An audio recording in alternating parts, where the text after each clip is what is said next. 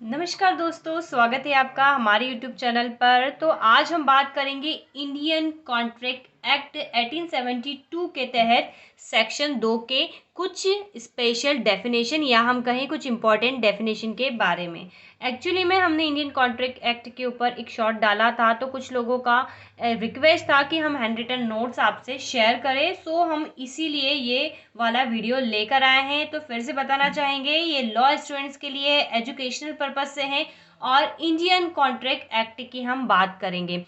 तो चलिए सबसे पहले हम इसको थोड़ा सा प्रीवियसली इसको बहुत अच्छे से याद करने के लिए थोड़ा बैक में जाते हैं और यहाँ पर आपसे कुछ चीज़ें कहना चाहेंगे कि हमने यहाँ पर नोट्स बनाने के लिए कॉन्ट्रैक्ट एक्ट के तहत कुछ कीवर्ड्स लिखे हैं। एक्चुअल में जब हम कोई भी सब्जेक्ट पढ़ते हैं और उसका कीवर्ड हमें पता रहता है तो हम बहुत हद तक कम समय में एक्यूरेसी के साथ उस टॉपिक को याद रख सकते हैं। ठीक है, जैसे कि मान लीजिए कोई रेसिपी होती है, डिश होती है, उसमें कुछ ऐसा स्पेशल रहता है जो हम उसके थ्रू उसको जानते हैं। जैसे समोसे का हम नाम लेंगे, आप समझ जाएंगे हाँ इसमें रहेगा तो आलू।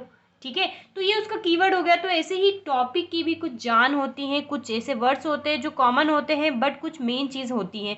तो वैसे ही इंडियन कॉन्ट्रैक्ट एक्ट की भी है। डेफिनेशन को समझने से पहले आपको बेसिक चीज़ें पता होना चाहिए कि इंडियन कॉन्ट्रैक्ट एक्ट कब फोर्स में आया था। हमने एकदम शॉर्ट में लिखा है उसके कीवर्ड्स, और इस एक्ट के कुछ इस प्रकार से पार्ट्स में हम इसे पढ़ते हैं। ठीक है, ये सेक्शंस लिखे हुए हैं जिसमें जनरल प्रोविजंस हैं। अब चूंकि हम बात करेंगे आज सेक्शन 2 की, तो सिंपल सी बात है, ये जो है फर्स्ट सेम का टॉपिक है और फर्स्ट सेम में हमें सेक्शन 1 to 75 ही पढ़ना है।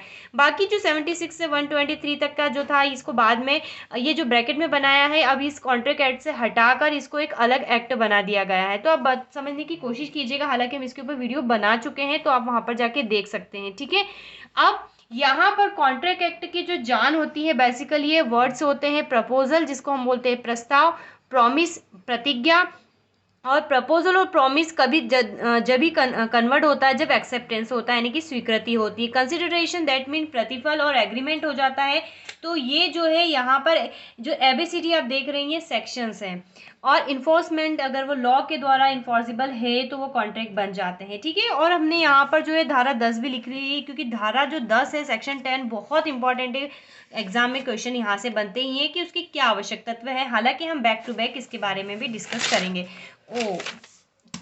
ठीक है, तो चलिए अब यहाँ पर हम बात करते हैं इंडियन कॉन्ट्रैक्ट एक्ट की। तो चूंकि फर्स्ट सेम में सेक्शन 1 से लेकर 75 तक सेक्शन दे रखे हैं, तो इसीलिए हमने यहाँ पर क्या करा है 75 सेक्शंस लिख लिए, जो काफ़ी इंपॉर्टेंट है। जब हम इसको पढ़ेंगे बुक में से तो हमारी जो चीज़ें हैं वो कवर होती जाएगी। ठीक है, और हमको जो है रिमेंबर करने में आसानी होगी। जैसे कि आपको सबसे पहले हम आगे बढ़ने से पहले बता देते हैं कि इसके लिए मैं ये वाली बुक जो है फॉलो कर रही हूँ। सेंट्रल लॉ एजेंसी की बुक है, इसका मैंने रिव्यू किया है। आप बेहतर तरीके से इसको वहाँ पर जाके देख सकते हैं, समझ सकते हैं। बहुत सिंपल लैंग्वेज में दे रखा है, हिंदी में है, इंग्लिश में भी आप ले सकते हैं। ठीक है, और मुख्य रूप से आज का हमारा जो ये बुक है जिस सिलेबस पे बेस्ड है वो डीएवीवी का है, और हालांकि दूसरे इसमें भी इतनी प्रॉब्लम नहीं आएगी। तो चलिए, तो इस प्रकार से हमने क्या करा, सेक्शन सारे लिख लिए। ठीक है, जो भी 75 सेक्शंस थे मेन, जब हम पढ़ते हैं बुक के अंदर स्पेशल चीज़ें तो हम यहाँ पर आते हैं तो हमें और क्लियर हो जाता है कि हम किस विषय पे और क्या बात कर रहे हैं। तो 75 तक हमने लिख लिया। ठीक है, अब हम यहाँ पर आज जो डेफिनेशन बताने का उद्देश्य हमारा क्या है वो समझिएगा।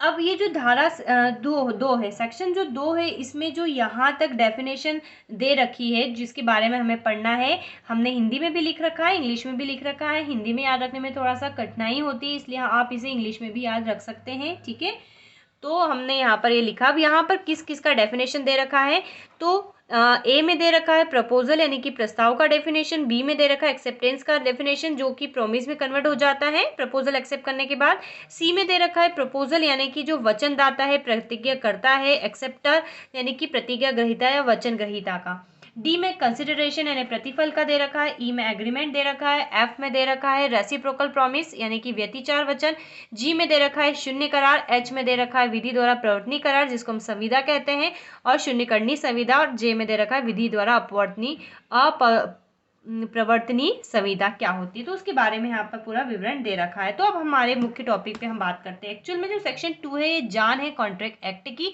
और आपको राइटिंग स्किल्स में जो मदद करता है। अगर आपको ये सारी डेफिनेशन आती है और जब हम आबाद के जितने भी टॉपिक पढ़ते हैं तो आप उसको वहाँ पर एज अ डेफिनेशन इनको जो है यूज़ कर सकते हो, ठीक है। तो जिससे हमारे क्वेश्चंस के आंसर में जो है एक अच्छा सा तड़का लगता है। तो चलिए हम डेफिनेशन की बात करते हैं। हमने हिंदी में लिखा हुआ है, इंग्लिश में भी आप इस प्रकार से अपने नोट्स प्रिपेयर कर सकते हैं। तो यहाँ पर हमने मुख्य रूप से जो प्रस्ताव है, जिसको प्रस्तावना भी कहते हैं, कहीं कहीं पर लिखा रहता है, बेसिकली इसको प्रपोजल कहते हैं। वैसे अगर इंग्लिश टर्मिनोलॉजी याद करेंगे तो मच बेटर है। यहाँ पर हमने डेफिनेशन लिख दी, ठीक है। जो भी डेफिनेशन एकदम बुकिश डेफिनेशन है जो एक्ट में यूज़ की गई है, ठीक है, वही डेफिनेशन हमने यहाँ पर लिखी है। इसी प्रकार से हमने बी में एक्सेप्टेंस की डेफिनेशन लिखी है, देखिए आप देख सकते हैं। अब सी में हमने लिखा है, सी में स्पेशली इतना ज़्यादा कुछ नहीं दे रखा है, बस ये दे रखा है कि प्रस्ताव करने वाले व्यक्ति को वचनदाता, प्रतिज्ञा करता या प्रॉमिसर कहते हैं, और जो स्वीकृत करता है उसको प्रतिज्ञा ग्रहीता, वचन ग्रहीता या प्रॉमिसी कहते हैं। अब डी में दे रखा है कंसिडरेशन। कंसिडरेशन की डेफिनेशन याद रखना है, और ऐसी याद नहीं होती है, बहुत बड़ी है, बहुत कंफ्यूज करती है, तो आप उसको पार्ट्स में ब्रेक कर करके याद करना, ठीक है। जब हम इसके और आगे के वीडियो लेकर आएंगे तब आपको और अच्छे से बताएंगे। फिर एग्रीमेंट को आप लिख सकते हैं, ठीक है। हमने यहाँ पर 2 डेफिनेशन लिखी है जो इजीली याद हो रही है, वहाँ पर आप उसको उस तरीके से लिख सकते हैं। इसी प्रकार एफ में जो है रेसिप्रोकल प्रॉमिस के बारे में बात की हुई है। फिर जी में शून्य करार। शून्य करार जो है धारा 24 से 30 तक हमको पढ़ना है। कॉन्ट्रैक्ट जो कि सबसे मेन है। शून्य करनी संविदा क्या होती है, वॉइडेबल कॉन्ट्रैक्ट जिसको कहते हैं। और यहाँ पर जो प्रवर्तनीय, जो विधि द्वारा प्रवर्तनीय नहीं है, उसकी यहाँ पर बात की गई है। तो आप इसको क्या है, डेली आपको लिख लेना है, और इसको बढ़िया से एक रीडिंग लगाइए कांस्टेंट। कुछ दिन रीडिंग लगाएंगे तो आपको बहुत मुंह जबानी याद हो जाएगी। फिर आप इसको ऐसे राइटिंग में इस्तेमाल कर सकते हैं। और इसके अब आप बोलेंगे हम रटने की बात बोल रहे हैं, तो रटने की बिल्कुल नहीं बोल रहे हैं। जब हम इस पर्टिकुलर टॉपिक को समझेंगे, प्रपोजल वाले को, तब यहाँ पर जो इसका एक एक लाइन है, इस एक एक लाइन का मीनिंग जो है एक एक केस से निकाला जाता है, ठीक है। पर्टिकुलर कुछ केसेस हैं, तो उसके थ्रू उसको कंपेयर करके उसको समझ के हम यहाँ पर ये समझ लेंगे। तो इससे क्या होगा कि हमें जल्दी याद हो जाएगा। तो ये डेफिनेशन थी। और रुकिए, इस डेफिनेशन के बाद हम एक वीडियो लेकर आएंगे जिसमें हम प्रपोजल की बात करेंगे कि हम क्या कहना चाह रहे हैं, ठीक है। यहाँ पर झलक देख लिए, लेकिन अगले वीडियो का भी इंतज़ार करिए। तो बताइएगा वीडियो कैसा लगा। वीडियो पसंद आया है तो लाइक शेयर ज़रूर करें, वीडियो को अंत तक देखें और चैनल को करें सब्सक्राइब।